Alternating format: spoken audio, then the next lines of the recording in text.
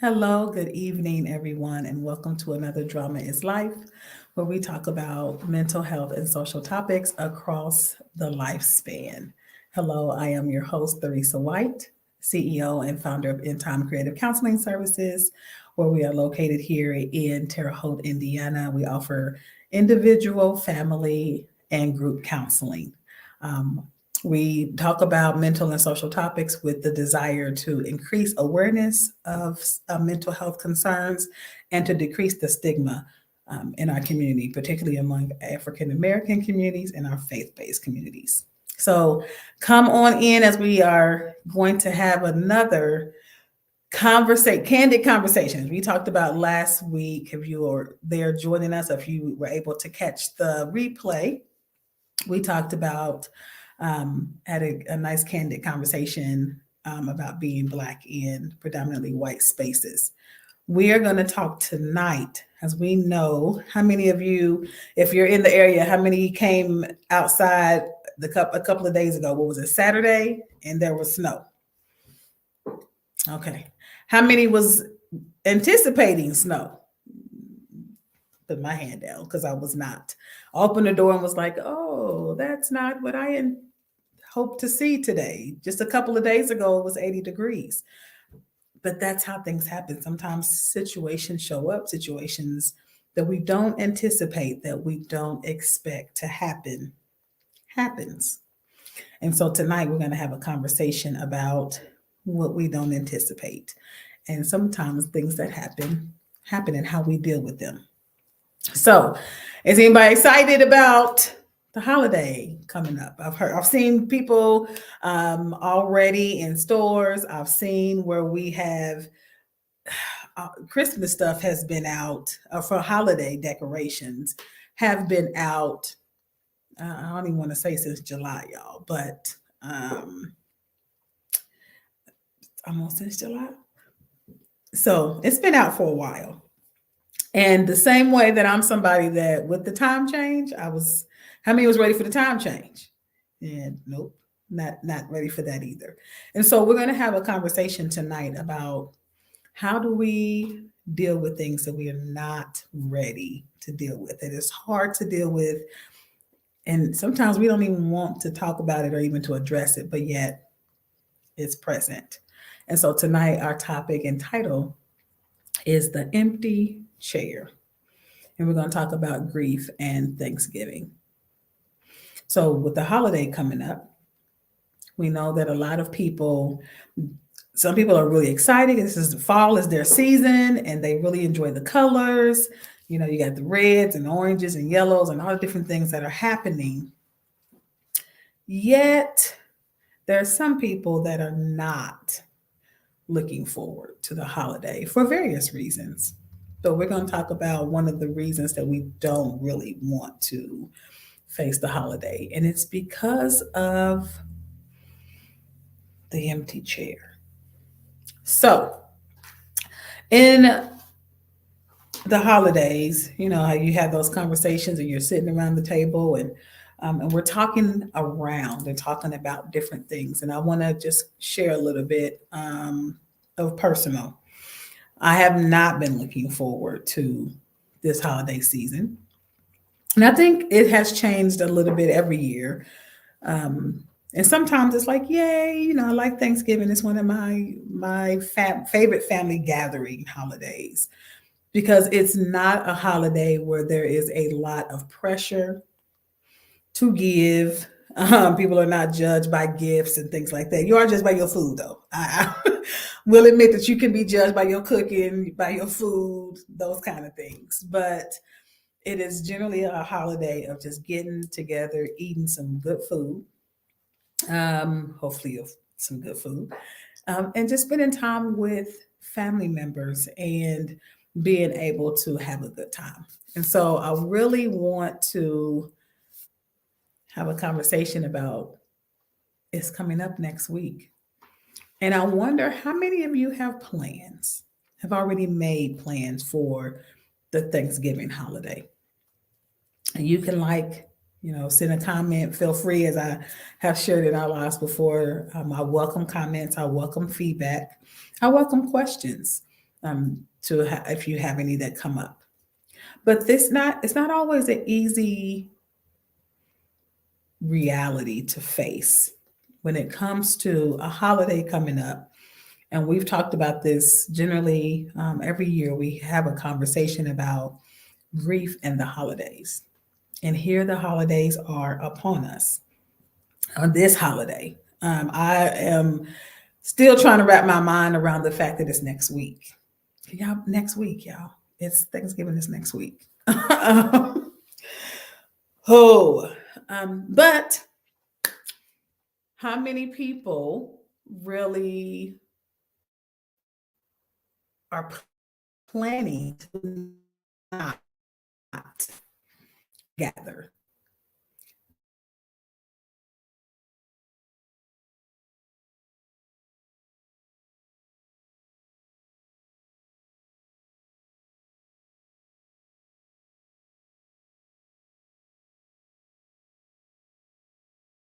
About family getting together and we realize that the chairs that were filled, the food that was present, or some of the food that were present, will not all be present this year. Some of the voices that were present, some of the laughter that was present with regards to whoever this was, the loved ones we're thinking about, will not be. And it's not always easy to think about that. And so coming to grandma, grandpa, aunt, uncle, cousin, sister, brother, whose ever house usually hosts this Thanksgiving or this family gathering, if you will, may not be so pleasantly embraced. Because we also, when we think about that question, who's going to be there? Who's showing up? Or, it's cousin so and so, or uncle or aunt so and so, or the people that we look for. We also notice and we think about who won't be there. And I know that it has been announced and proclaimed and all those things that the pandemic is over. It has had a profound effect on all of our families because we all probably can name one or two people in our family or friend group that we have lost during this pandemic. And the holidays coming up. And we are going to have an empty chair. And what do we do with this empty chair? Do we put it away in a corner? Do we try to act like we don't see it and try to move, smile through it? What do we do with the empty chair? Do we just not show up to even see that there is going to be one, even though mentally we know that there's going to be an empty chair? These are questions and thoughts that people have because grief is hard. And a lot of times, for people that I work with, and even for myself, sometimes you don't want to think about it, you don't want to deal with it at times because it's hard. Even though it's very present, very obviously right here, it's hard. And so sometimes it's difficult, those emotions that we don't want to deal with, those thoughts that we don't want to entertain or even allow to come back up in our minds, then we would rather just avoid the gathering so that we don't have to see or not see the loved one that's not occupying the space that they occupied last year. And I say that because I think about the loved ones that I have lost this year. I think about um, the relationship dynamic changes that brings to not only myself, but to the entire family, and how people are, before probably this week, and the week before have had thoughts about this is going to be our first Thanksgiving without, and you fill in whatever name you would like. This is going to be another Thanksgiving without. And they say sometimes that the first one is hardest. The first holiday, the first birthday, the year of first. And so with regards to grief for family members that I have lost this year, this will be the first of not having those people there. And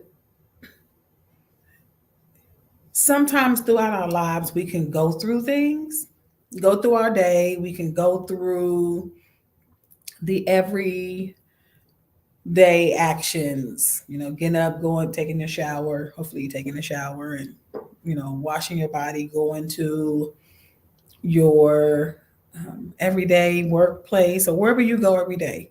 And we cannot necessarily think about as much, but the holiday puts it right in our face, right here. We can't avoid the fact that this loved one is not there, their voice, it's not present, their whatever they bring to the space or this interaction or whatever they bring to the dynamic of the family gathering, their dish, their plate, their hungry bellies are not going to be there this year. And it's not easy to think about.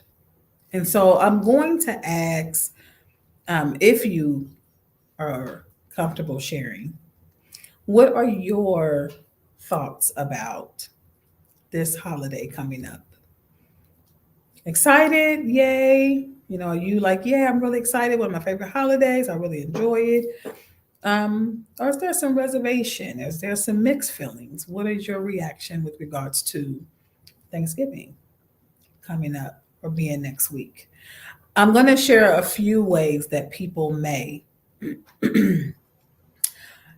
avoid, and I won't say the reality, but dealing with grief. One thing that I had to realize about myself was that when I'm not ready for something like this time changes, for example, I have some clocks that have not been changed. There's some clocks in my very space that still says it's 9:20. That still says it's 12:05 when people's clocks around us may say it's 11:05. And there are some things that with regards to the wonderful weather changes, that I hadn't pulled out my winter clothes just yet. Hadn't pulled out the boots, had not pulled out sweaters until Saturday, and I was forced to, it's cold today. And I say that because some situations, because we don't want to deal with the reality of what he is, then we'll just, I don't think about it. I want to keep things the way they are. And with grief, and especially with the loss of a loved one, whether that be family, friend, whoever your loved one may be, in this holiday that's coming up, in the holidays that are approaching, sometimes we want to keep things the same. And so in our minds, if I don't show up to the holiday gathering, in my mind, I can keep it the same, that cousin, brother, sister, mother, father, grandmother, grandfather, aunt, uncle, whoever it may be, is still present, because I don't want to see the empty chair. And so the avoidance of the family gathering house, the avoidance of other family members, because you're hurrying over this one, two, depending on how many. Sometimes it's multiple empty chairs. Sometimes you've lost more than one. And that can make grief more difficult, because I didn't even get a chance to really think about this chair being empty. And now I'm going to have another chair and another chair that's empty.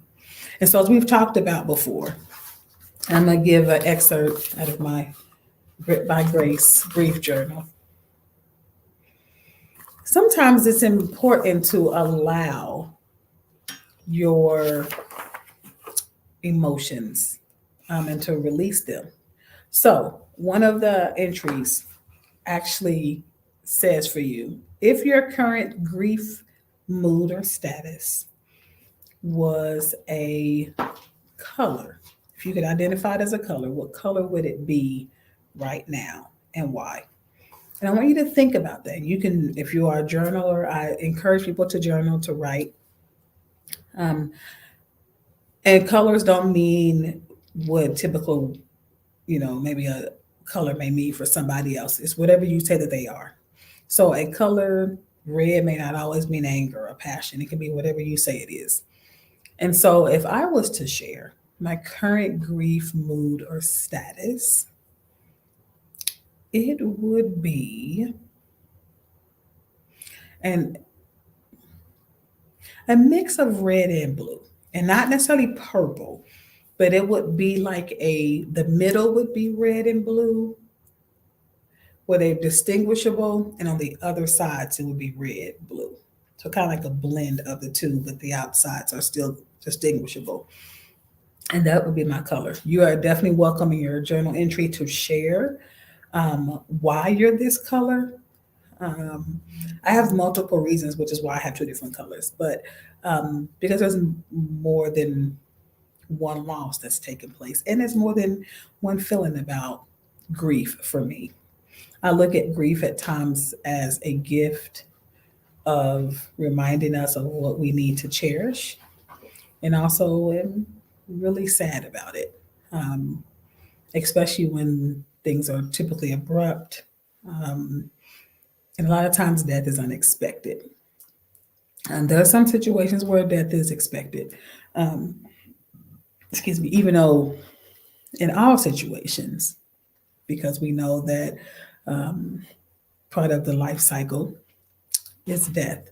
But the swiftness or the time frame that people may have is not always traceable. And so that can definitely make it difficult to want to face what's happening. So, how do you, as you think about your grief color, and again, if you journal it, that's okay as well. And as I said, I encourage that. How do you deal? How have you dealt with the empty chair over the holiday?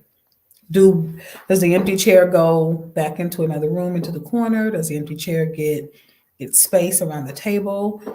There are some cultures who actually honor the empty chair and they leave it at the table um, to show the importance that this person had, a person, depending on how many have or had in the family, and have their what we call tradition or ritual of going around and saying something really positive and loving and what they really appreciate about this person. I definitely encourage that. I know that it may not be easy, but I think a lot of times of what makes grief difficult is avoiding what is happening in majority of the family members. That people are hurting, people have emotions, people have questions, people have all kind of things happening. But a lot of times people are not voicing it, people are not saying it. And so when we walk around feeling like we're the only ones who um, are feeling this, or we may not want to have a conversation, or we're concerned that if we say something, it's going to make everybody sad or make everybody mad, or they're going to. But a lot of times we're just holding in what can actually help people heal. And maybe it is, I need to have a conversation and say around the table, this is what I really love about our relationship. I really loved the fact they made me laugh. I really loved that they were very caring. Whatever you loved about your loved one, to voice it, to let it be known, and to let it be a part of the celebration of the holiday, whatever that may include for you and your family, and not avoiding. Because as we talked about, if you've been on any of our lives before, in our podcast before, then you know that I am a firm believer that the best way to heal grief is to connect and build relationships,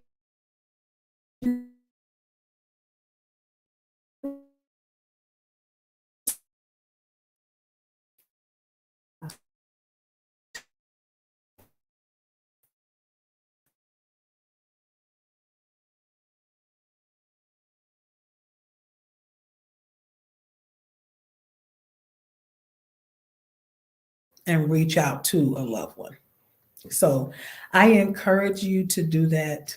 I encourage you to, if you have, again, that safe family member, I get that everybody may not be comfortable with talking to every family member, but whoever your loved one is that you feel safe to talk to, please do so this year, this holiday, that you connect with someone.